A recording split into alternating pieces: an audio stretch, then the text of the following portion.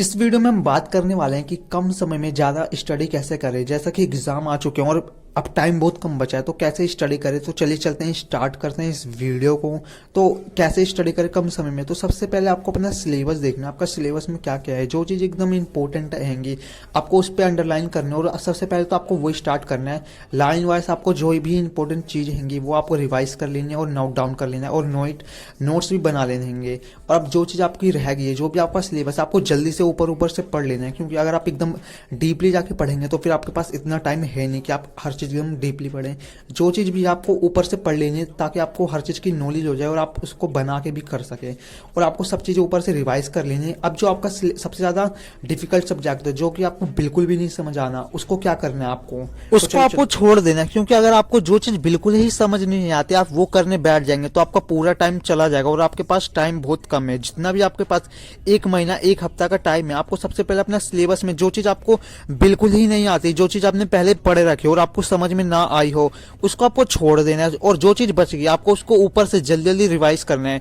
एकदम अच्छे से नहीं पढ़ना, रिवाइज करना है। और आपको इस स्मार्ट वर्क करना होगा। आप एकदम अच्छे से नोट्स बनाने लग जाएंगे तो आपको बहुत ही ज्यादा दिक्कत हो जाएगी। अपने फोन का यूज कीजिए और स्क्रीनशॉट लीजिए। और सारे नोट्स लिखना इंपॉर्टेंट नहीं है, जो एकदम मेन चीज होंगी आप वही नोट कीजिए और अपनी कॉपी में, बुक्स में अंडरलाइन कीजिए। और अंडरलाइन करने के बाद आप उसी को रिवाइज कीजिए। ज्यादा नोट्स बनाने की जरूरत नहीं है, क्योंकि आपके पास अब इतना टाइम नहीं बचा कि आप नोट्स बनाएंगे और उसको पढ़ेंगे, क्योंकि बहुत ही ज्यादा लेट हो जाएगा। आप पे टाइम इतना नहीं है।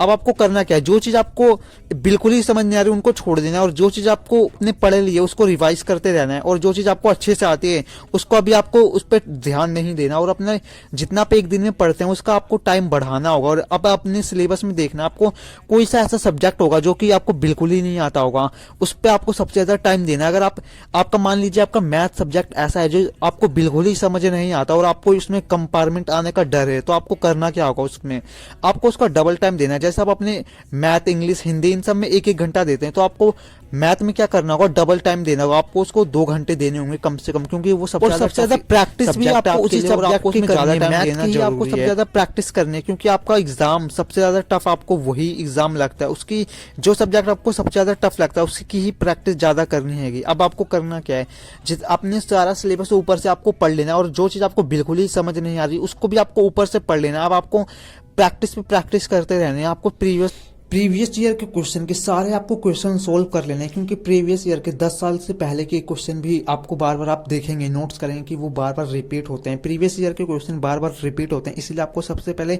प्रीवियस ईयर के सारे क्वेश्चन पेपर सोल्व कर लेने हैं। और जो आपके टीचर्स ने बोला हो इंपॉर्टेंट क्वेश्चन है उसको आपको अच्छे से रिवाइज कर लेना, अच्छे से प्रैक्टिस कर लेनी है। जो चीज़ आपको नहीं आती वो चीज़ एकदम अच्छे से करनी है और सारे प्रीवियस ईयर के क्वेश्चन पेपर सोल्व कर लेना। और आपको करना क्या होगा, एक भी पेपर छोड़ना नहीं होगा। जितने भी आपको क्वेश्चन है सारे पेपर अटैम्प्ट करने हैं और सारे क्वेश्चन अटैम्प्ट करने हैं। और जितने भी आपने नोट्स बनाए थे उन सबको आपको रिवाइज कर लेना है, क्योंकि जो आपके नोट्स हैं वो सबसे ज़्यादा आपको अच्छे तरीके से समझ आएंगे। और आपको लास्ट टाइम पे आपको अच्छे तरीके से रिवाइज करना है, एकदम डीप में। आपको बिल्कुल ही फोकस होकर पढ़ना पड़ेगा। आप एक घंटे भी पढ़े, एकदम डीप में पढ़े फोकस से, क्योंकि बहुत से बच्चे ऐसे होते हैं जो पढ़ते हुए लेट जाते हैं, लेटते हुए पढ़ते हैं, बैठ के पढ़ते हैं। ऐसा नहीं चलेगा, एकदम अच्छे से पढ़ना है, डीप में पढ़ना है।